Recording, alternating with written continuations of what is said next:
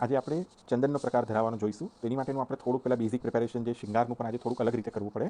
એની માટે થઈને મેં આજે થોડાક શિંગાર ધરી દીધા છે કે જે આપણે પહેલાંના વિડીયોમાં જોઈ લીધેલા.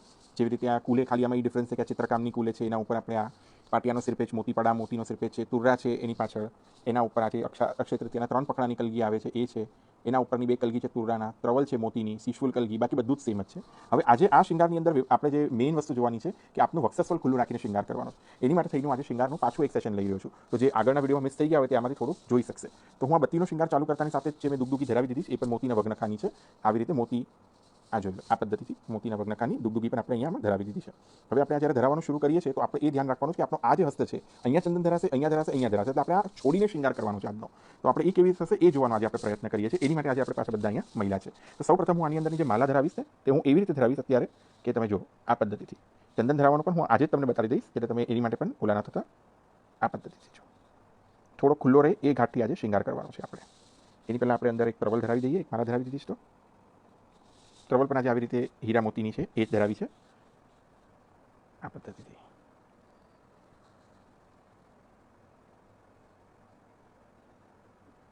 હાંસ આજે નહીં ધરાવીએ કેમ કે આપણે વક્ષસ્થળ ખુલ્લું છોડવાનું છે. અમુક ઘરોમાં એવો પણ પ્રકાર છે કે હાંસ ધરાવી દે પહેલાં અને રાજભોગમાં જ્યારે ચંદન ધરાવવાનો પ્રકાર શરૂ થાય ત્યારે હાંસને વળી કરી લે. પણ આપણે આજે એવું નહીં કરીએ કેમ કે આપણે બધા અહીંયા બિગનર છે તો આપણે શાયદ એ ક્રમ કરતાં ના ફાવે. એની માટે થઈને એ પ્રભુને આગળ પરિશ્રમ પડી જાય એથી માટે થઈને આપણે એ નથી કરતા. મોતીના મકરાકૃત કુંડલ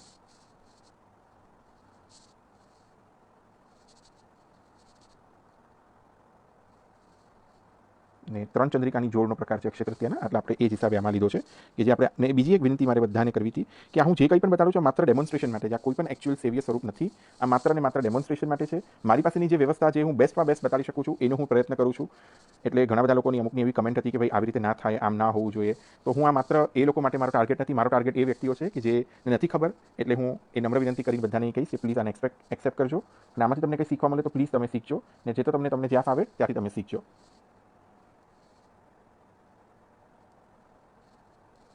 આવી રીતે આજે બહારથી શૃંગાર કરવાનો છે. આ 2 માલા ધરવાને હું અહીંયા એટલે હોલ્ડ લઉં છું કે તમને આઈડિયા રહે કે જો આ હસ્ત આપણે પ્રભુનો ખુલ્લો રાખ્યો છે.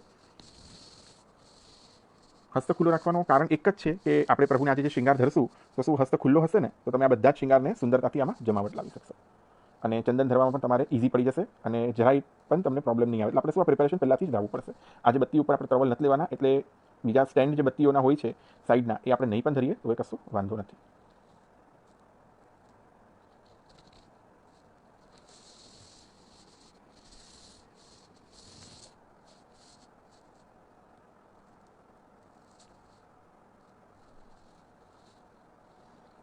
ઉષ્ણકાલના હિસાબે આમાં થોડીક ઓછી માલાઓ પણ આપણે લેશું ને અખાત ત્રીજના શિંગારમાં તો એ વાંધો નથી. એટલે જનરલી 4 માલાઓ 5 માલાઓનો પણ ક્રમ જોયો છે કે ભાઈ એવી રીતે પણ આમાં ધરાવી શકાય છે.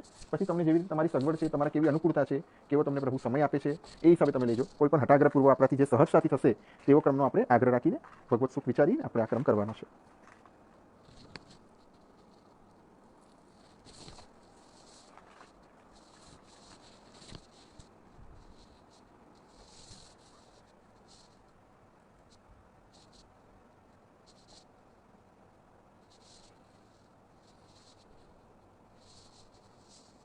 મેં આજે કુલે જોડનો શિંગાર પહેલાં એટલે કરી લીધો જેથી આજે આપણે બધો જ બીજો પ્રકાર જોવાનો તો વિડીયો ઘણો લાંબો થઈ જાય છે. તો એ અપલોડ થતાં અને એ બધા થતાં બહુ પ્રોબ્લેમ થાય એટલે મેં કુલેનો શિંગાર પહેલાં જ લઈ લીધો કેમ કે આપણે ઓલરેડી પહેલાંના સેશનમાં કરાવ્યું છે.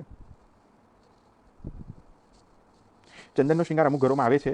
સુરત ઘરમાં છે એ ક્રમ છે ચંદનના શિંગાર ધરવાનો, પણ આપણે આ નવનીતલાલના ઘરમાં એવો ક્રમ નથી. પણ જે ચંદનનો જે શિંગારનો ક્રમ છે તે ઘસેલા ચંદનમાંથી આભરણ બને છે, જે ભગવત સુખાર્થ થાય છે. ડાયરેક્ટ લાકડામાંથી બનેલા આભરણ ધરાવવાનો પ્રકાર આપણે પુષ્ટિ માર્ગમાં મેં બીજે ક્યાંય જોયો નથી. હું જ્યારે આ વસ્તુ કહું છું એટલે કે આ મારા અન્ડરસ્ટેન્ડિંગમાં છે. મારા અન્ડરસ્ટેન્ડિંગ શાયદ રોંગ પણ હોય એટલે તમે પ્લીઝ તમે તમારા ગુરુગરને રેફર કરજો આ પોઈન્ટ માટે. પણ જ્યાં સુધી મને ધ્યાન છે ત્યાં સુધી મોટે ભાગે બધા જ વલ્લભપુરના બાળકો એ વસ્તુ નથી ધરતા. ચંદનના આભરણો જે લાકડામાં ચંદન કાસ્ટમાંથી બન્યા હોય છે. હા, ઘસેલા ચંદનના જે આભરણો છે તે સુરત ઘરમાં જરૂરતાથી ને બહુ સુંદરતાથી ધરાય છે.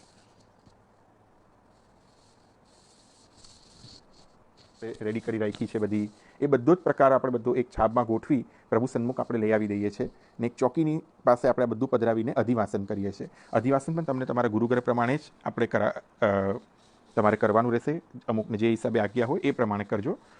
એટલે આપણે અધિવાસન બધું થવા બાદ પ્રભુને જે ચંદનની ગોળીઓ ધરાય છે એ આ પ્રકારે છે. તો આપણે પહેલાં ગોળી ધરાવવાનો પ્રકાર જોઈશું. ગોળી ધરાવતા વખતે ઝાલર ઘંટા અને બધું જ વાગે છે.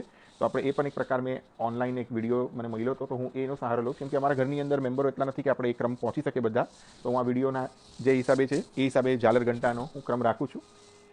અને આપણે ચંદન ધરાવવાનું શરૂ કરીએ. કેવી રીતે ધરાય છે પ્રભુને ચંદન. સૌ પ્રથમ આપણે જ્યારે ચંદન ધરાવીએ છીએ તો સૌ પ્રથમ વક્ષસ્થલમાં ધરાશે. તો વક્ષસ્થલની જે ગોળી જે છે એ આ પ્રમાણે આપણે થોડીક સવારી લેશું. જોઈએ તો તમે એને હલકી ભીની પણ કરી લો, ને કાં તો ગીલા કપડાના ઉપર પણ તમે રાખો.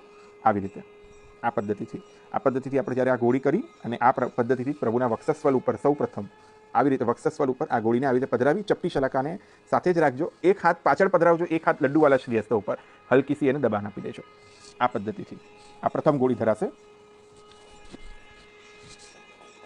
કોઈ ઘરમાં અલગ ક્રમ હશે તો હું આની વિનંતી કરીશ, તમે તમારા ગુરુઘર પ્રમાણે જોજો. હું આ મારો એક જે મને જે ખબર છે એ હું શેર કરું છું. બીજી ગોળી જે ધરાશે તે પ્રભુના આ હસ્ત ઉપર ધરાશે. તે એવી રીતે ધરવાની છે કે આખો હસ્ત આપણે આવી રીતે કવર થાય. સાવ નાની નાની ગોળીઓ ધરશું ને તો એ આનંદ નહીં આવે. આ ગોળીને જ્યારે વડું કરશો ને તો પ્રભુના આખા શ્રીહસ્તનો અવકાશ આમાં આવી જશે. તે આપણે આખા વર્ષ સાચવીને આપણે આના ચરણ સ્પર્શ કે આપણે બહારગામ જઈએ ત્યારે પધરાવી જઈ શકાય એવી સુંદર વસ્તુ થશે. એટલે આ ગોળીઓનો ખાસ મોટો રાખવાનો આગ્રહી રાખું છું. અને આ નીચેનો જે શ્રીહસ્ત છે ત્યાં આપણે જે સરકાવવાનો જે ભાગ રાખેલો, તો આપણે એ જ પદ્ધતિથી આપણે અહીંયા પણ આ ગોળીને આવી રીતે પધરાવી. એના ઉપર આપણે આવી રીતે અહીંયા હાથ નહીં જાય એટલે આવી ચપટી શલાકા. જો કોઈ પાસે ચપટી શલાકા ના હોય તો ચિંતા ના કરતા તમે આવી રીતે કોઈ પણ ચપટી પતલી ચમચી છે કે પતલી તમારે આવી રીતે કોઈ પણ તમારે સીખ શલાકા હોય એનો પણ તમે પ્રયોગ કરી શકો છો. આ પ્રમાણે તો આપણે પ્રભુના શ્રીઅંગ ઉપર, વક્ષસ્થલ ઉપર એટલે અને બેઉ ભુજા ઉપર તો ચંદન ધરાવી દીધી છે. હવે આપણે ચરણારવિંદમાં ચંદન ધરાવવાની વારી છે. ચરણારવિંદમાં જ્યારે ચંદન ધરાવશું ત્યારે આપણે આવી રીતે આજ્ઞા લઈ અને આ ઓઢણી જે છે તેને આપણે આવી રીતે ખાલીને પલટી કરી દેવાની છે. આ પદ્ધતિથી જ આપણે એને પલટી કરીએ છીએ. પૂરી ઓઢણીને સરકાવશું નહીં. આ પદ્ધતિથી પલટી કરીને હવે હું તમને આગળનો પણ તમને બતાડું કે કેવી રીતે આપણે ચરણારવિંદમાં ધરાવીએ છીએ ચંદન. જો હું આ વિડીયો પાછળ થોડોક લઈ જશું તો આપણે એના હિસાબે આપણે આ જોઈ શકશું કેવી રીતે ધરાશે. સૌ પ્રથમ એવી જ રીતે જેવી રીતે આપણે આપશ્રીનો આ છે ચરણારવિંદ જે છે તે આપણે એ પ્રમાણે આપણે આ ચરણારવિંદને અહીંયાથી આપણે આઈડેન્ટિફાઈ કરી સાઈડમાંથી અને અહીંયાથી આપણે આ ગોળીને અહીંયા પધરાવી દેવાની છે. આ ગોળી પધરાવી અને પછી અહીંયાથી આપણે હલકીથી સરકાવી આપશ્રીના ચરણારવિંદ પર આપણે આવી રીતે લઈ અને પધરાવી દેવાની છે. જો આ વિડીયો બતાવવાનું કારણ એ જ હતો કે બત્તીનો શિંગાર સાથે આપણે આ ચંદનની ગોળી ધરવાની છે આવી રીતે આ પદ્ધતિથી.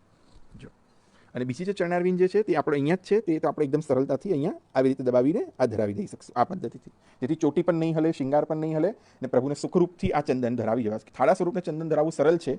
પાછો આ ઓઢણીને આવી રીતે આપણે કવરઅપ કરી લેવાની છે આ પદ્ધતિથી. આ પદ્ધતિથી આપણે આ થવા બાદ ઠાકોરજીને ઉત્સવ ભોગ આવશે. ઉત્સવ ભોગની સામગ્રી મેં ગઈકાલે જ તમને મેં કહી દીધેલી કે અંકુરી એટલે ફંગાવેલા મગ, એના ઉપર ખોપરું લીલો નારિયેલની કાચરી જેવી જલેબી જેવો શેપ થઈ શકે તો, નહીં તો ટૂંક. પછી કાળા જાંબુ છે, ચારોલી બીજના લાડુ છે, સતવા છે, પણા છે, મિશ્રીના પણા છે, જે યથાશક્તિ તમારાથી સંભવ હોય એ. વિશેષતાથી આજના દિવસનો ક્રમ એ છે કે દહીં ભાત પણ આવે છે આમાં. દહીં ભાત અલગથી ચોકી પર આવે ને દહીં ભાતની અંદર અથાણાની એટલે આંબો હોય આપણો જે આથેલો આંબો હોય વચ્ચે પધરાવવામાં આવે દહીં ભાતના. એ ખાસ કરીને પ્રભુ આરોગે છે. સંભવ હોય તો તમે બધા કરજો. દૂધઘરવાળા કોઈ આજ્ઞા હોય તો સામાનો દહીં ભાત કરીને રોગાવજો. બાકી જેમ તમારા ગુરુ ઘરે તમને કૃપા કરે એમ કરજો. આ બધો જ ક્રમ થઈ જવા બાદ રજના ઝારીજી છે, ચંદનની બરણી છે, બેઉ બાજુ પંખા છે પ્રભુના, એ બધું જ તમે પધરાવજો. એ બધું થઈ જવા બાદ ઉત્સવ ભોગ આવશે. ઉત્સવ ભોગ સર્યા બાદ નિત્યવત રાજભોગનો ક્રમ રહેશે. આ ચંદનની ગોળી સાંજે શિંગાર વડા કરશો તમે ત્યારે શિંગાર વડા સાથે સાથે તમે આ ગોળીને વડા કરશો. ત્યાં સુધી આ ચંદનની ગોળી આપશ્રી ધરીને જ બિરાજશે.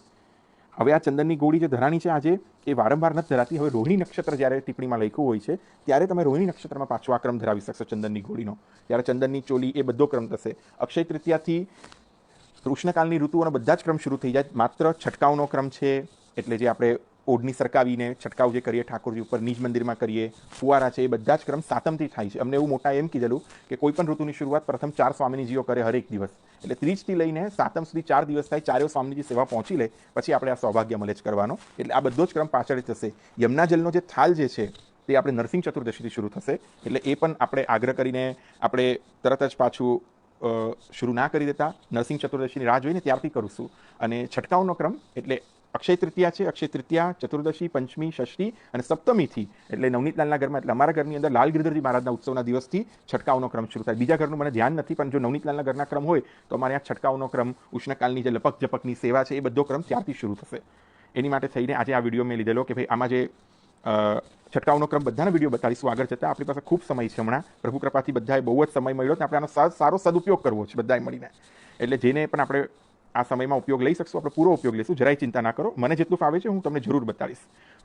ફુવારાનો આ બધો ક્રમ જે હું તમને કહેતો હતો એ સાતમથી શરૂ થશે, એટલે અક્ષય તૃતીયાથી શરૂ નથી થતા આ બધા ક્રમ. આપણે ઋતુનું માન આપીએ છીએ, પ્રભુને પણ માન આપીએ છીએ, અને મહાપ્રભુજીની જે બનાવેલી પરિપાટી છે, જે વલ્લભકુળની બનાવેલી પરિપાટી છે, એને પહેલાં માન આપશું તો પ્રભુ જીતશે.